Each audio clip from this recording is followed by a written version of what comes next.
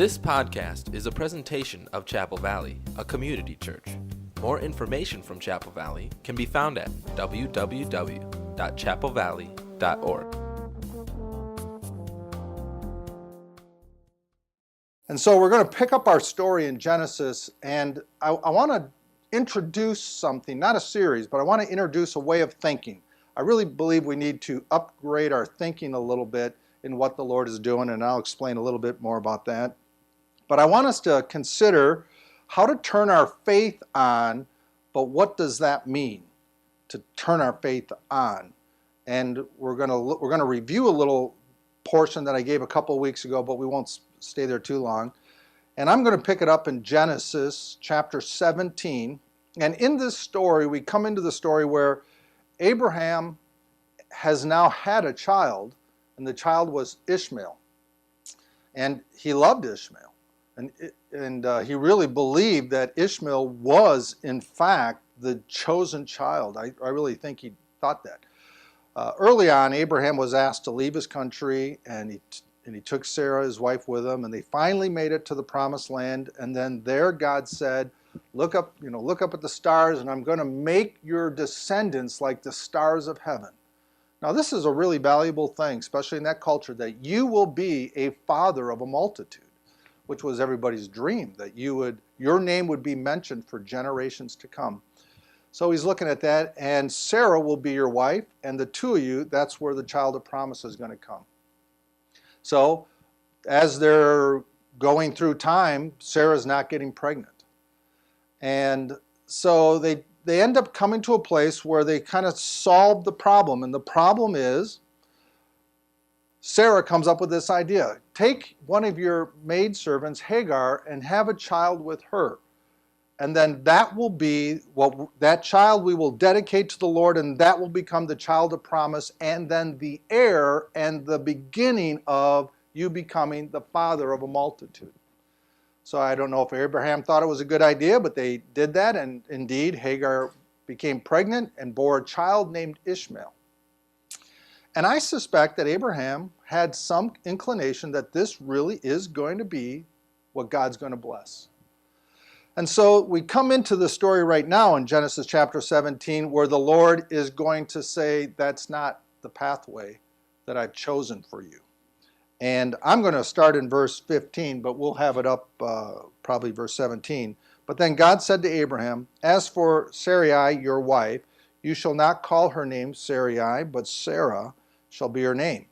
And I will bless her and also give you a son by her. Then I will bless her, and she shall be a mother of nations. Kings of peoples shall be from her. Then Abraham fell on his face and laughed, and said in his heart, shall a child be born to a man who is 100 years old? And shall Sarah, who is 90 years old, bear a child? Now, obviously, that's seemingly impossible. And Abraham said to God, oh, that Ishmael might live before you. So he really wanted Ishmael to be the child of promise, because that's what he thought God had to work with. God had other plans. All right. Then we come to Genesis 18. This story is still kind of unfolding itself. It begins, and he said, I will certainly return to you according to the time of life, and behold, Sarah your wife shall have a son. So he's basically saying, I'm going to come and visit you in a year. Sarah was listening in the tent door, which was behind him. Now Abraham and Sarah were old, well advanced in age, and Sarah had passed the age of childbearing. Therefore Sarah laughed within herself, saying, after I have grown old, shall I have pleasure, my Lord being old also? And the Lord said to Abraham, why did Sarah laugh, saying, shall I surely bear a child, since I am old? Is anything too hard for the Lord? Oh, so she said that, and then, is anything too hard for the Lord? At the appointed time I will return to you according to the time of life, and Sarah shall have a son. But Sarah denied it, saying, I did not laugh, for she was afraid. And he said, no, but you did laugh. Okay, just a little. I don't know. It's interesting how we try to hide from God. Like we're, Lord, hey, I'm a man of faith. Don't, you know. And he's like, well, I really see what's going on. Why don't you just surrender that to me and we'll talk about it. So, but I asked this question, and as we think about the story, and those of you who know the story better might be able to bring more into it, but question number one is, why did Abraham laugh? Now, he wasn't laughing like it was funny. He was laughing because he just couldn't get his mind around believing what God was saying. But he laughed. So why would he laugh? And you know, just think it for a moment. What was his sorrow? You don't have to answer it. I'm just posing questions. Why was he? What was his sorrow? Why did he laugh? Why was he broken, really, about what God was going to do?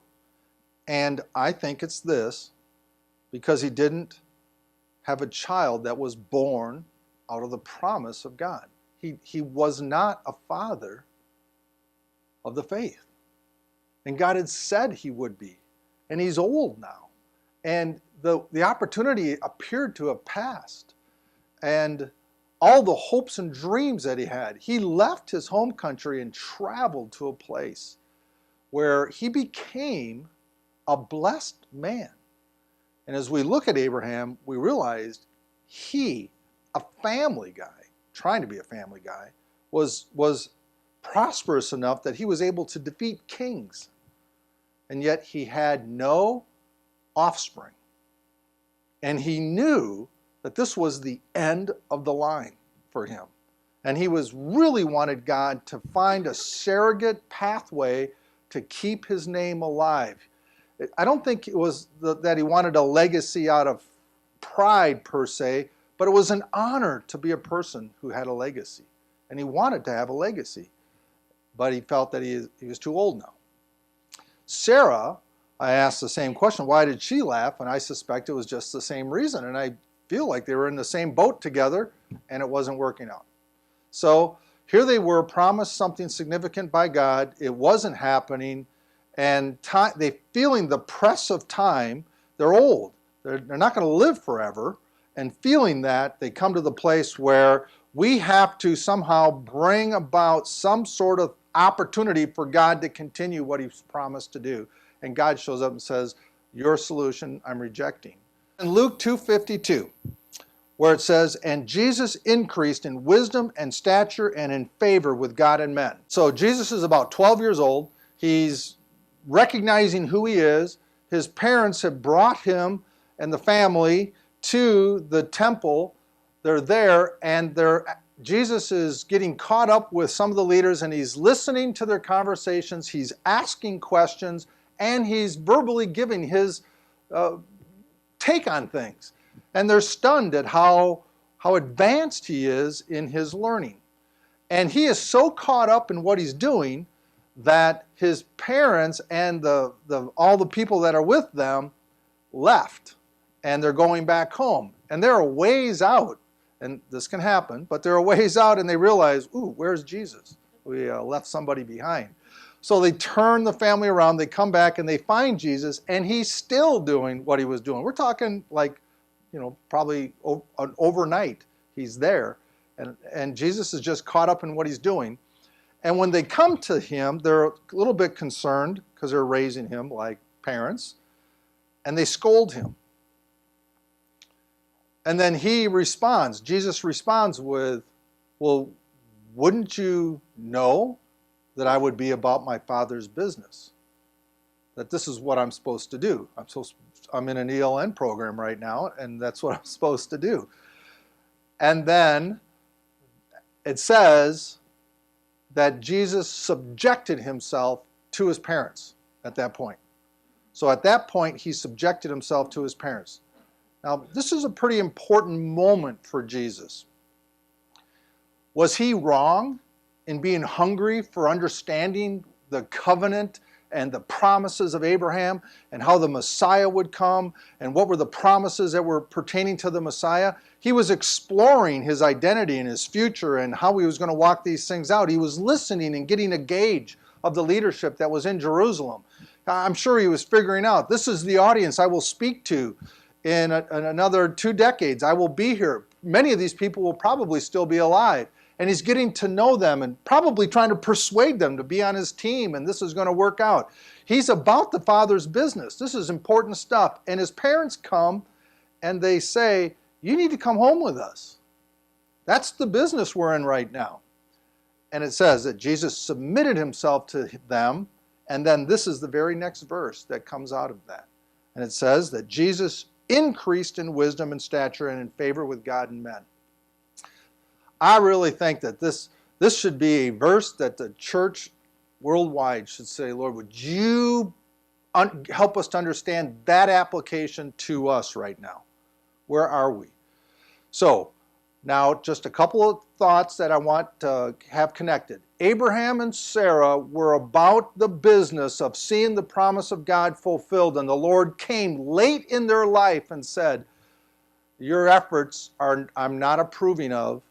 We're still going to do it my way. Regardless of how fruitful you think you are, that's not the fruit I'm looking for. Then Jesus is about doing the business of the Father, and he is interrupted by parents. He submits himself to them and takes a different pathway. And there's something really, I think, very instructive and valuable about that. So, unpacking the words real quick, the word increased, and Jesus increased is really to be lengthened out by hammering. We've touched on that. So Jesus increased by the Father putting pressure on him. It wasn't he couldn't testify that he was the Father's Messiah as everything working out for him. He could testify that he was the Father's Messiah because he was being hammered out. And he saw that. He increased in wisdom, wisdom being the intelligence made evident in meaning. Meaning he looked at it and he got it. He goes, I see. I am being subjected to my parents because this is how God's hammering me out. And the fact that he got that made him wise. So we want to not only know what God's asked us to do, we want to understand how he's going to hammer us out. And then it says he increased in stature. This is really important. The word stature here is that he attained a state made fit for a thing. Now some of your translations will have the word age in there. That Jesus increased in wisdom and in age and in favor with God. But it's much more significant than the fact that he was adding years to his life. The idea of stature is he was being constructed to be a container that would hold what God wanted to do. So the hammering out was actually hammering him into the vessel God wanted him to be. And he had the wisdom to recognize that's what God was doing. So what I ask, Lord, is would you grant us the wisdom to understand the container we need to be and to understand your process of hammering that out in our lives. Because without us understanding that, we will fight that. And we will resist that. It's just natural, right? Because who wants to be hammered on? It's not my favorite thing. And then when it came to favor, and he increased in favor with God and men, meaning God's ability enabled him to surrender to the process. So I offered a rewrite a couple weeks ago. I'll just say it again. God's enabling influence caused Jesus to be hammered out with an intelligence that captures the divine intent, making him an edifice able to carry the full weight of God's presence. So what God was trying to do was create a vessel in which his fullness could dwell. The fullness of deity could dwell. Jesus, recognizing that he needed to grow into that stature where he could carry God's fullness, he in his wisdom, he surrendered to the processes that God put in place in his life. So are we okay with that? Okay? Not everybody? Want it easier? It's the way it is. It's the pathway. To be a disciple is to follow in Jesus' footsteps, right? So he's working that in us too. So now I have another question, sort of like an Abraham question. Why was it important for Jesus to carry God's fullness? He recognized what God was doing, and he surrendered to the process so that he could be the vessel in which God's fullness could dwell.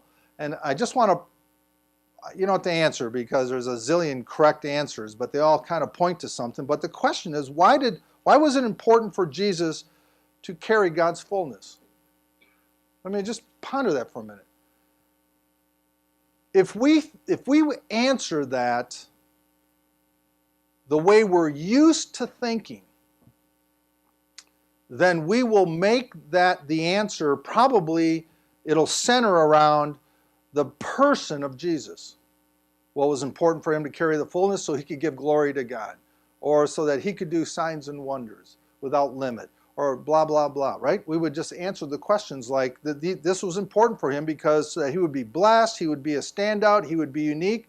But really, the real importance for him to be and to surrender to the process and be the person he needed to be was for you, right?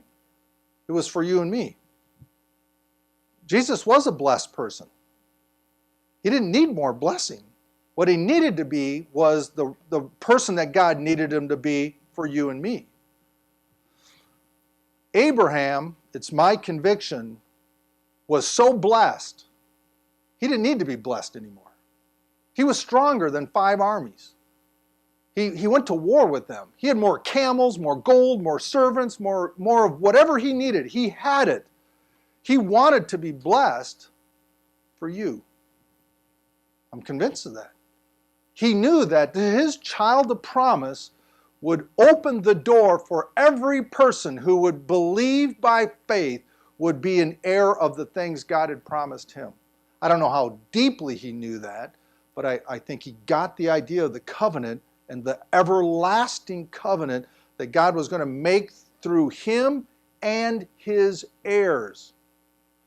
So Abraham was lamenting the fact that he didn't have children because he knew that all his prosperity ended with him. And Jesus knew that it was not important enough for him to be the blessed and the chosen one if it ended with him. He needed to be filled with the fullness of deity so he could walk the walk he was asked to walk. He allowed God to hammer him and hammer him and hammer him in trials and tribulations so that he could become the person of stature in order to go through the cross into the resurrection for you and me, and then lead us all into freedom by faith. That was his assignment. That was his heart's desire. And it makes sense to me that somehow we should adjust the centrality of our thinking from us to them. That everything God has for us should include everybody else, and that he is building us to be people of stature, not so it ends with us, but so it doesn't end with us. And so we become fathers and mothers of the faith, that we end up having a legacy that continues long after we've gone to our reward. It's continuing on and people are still being blessed. And if they were to trace it, they would trace it back to you. That we would have that in mind. Anybody buying it? It's okay? Hebrews 11:11, again we talked about this, it says that by faith Sarah herself also received strength to conceive seed, and she bore a child when she was past the age because she judged him faithful who had promised. And I offered the idea that, because we often read this verse, that we falsely think that what is being said there was God waited until she got past the childbearing years and waited for Abraham to get past the childbearing years so that they couldn't do anything about it, so that God would then allow them to conceive so he could prove that he's God. That's kind of the way we read it. God waits till everything's dead so then he can show himself really strong so people can be blessed. As though, God's waiting for me to just run out of gas so then he can come and do what he wants to do. And then I can say, wow, that wasn't me, that was God. I want to suggest to you that God's not pleased when you say that. It wasn't me, it was him. God's not complimented when we take ourselves out of the equations. He's complimented when, in fact, we are an intricate part of the equation. That we have cooperated with him. He has depended upon us. We have been faithful, and together we've done something. He's not impressed by us running out of gas, and then we fall on our faces, and then he comes through for us and says, hey, it was all me. That's not his goal in life. It's not his goal in your life. His goal is that we partner together. In this verse, Hebrews 11:11, the word when she was past age is the word kairos, which really is an appointed, a specific time. And then the word age is stature. It only occurs a few times in the New Testament. And so what's really going on here is not God waiting for them to lose hope so he could then come in and be the hero. It really reads that by faith, Sarah herself also received strength to conceive seed. That Sarah herself received strength to conceive seed when she was in that moment of attained stature, which happened when she judged him faithful who had promised. When the light turned on, he is going to perform this.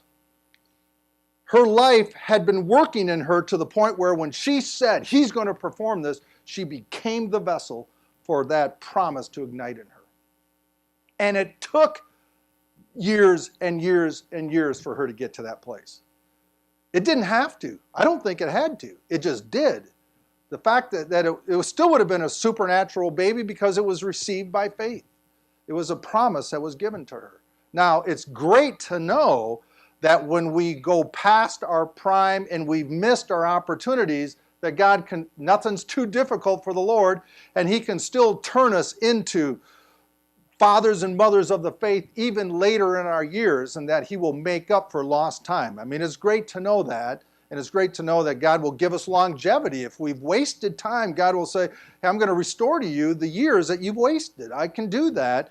It's good to know that. But he didn't wait for us to waste time so that he could show himself strong by restoring it. The whole sense of it was when she believed, that became the time that God conceived in her because she had been fashioned into the vessel that he needed her to be.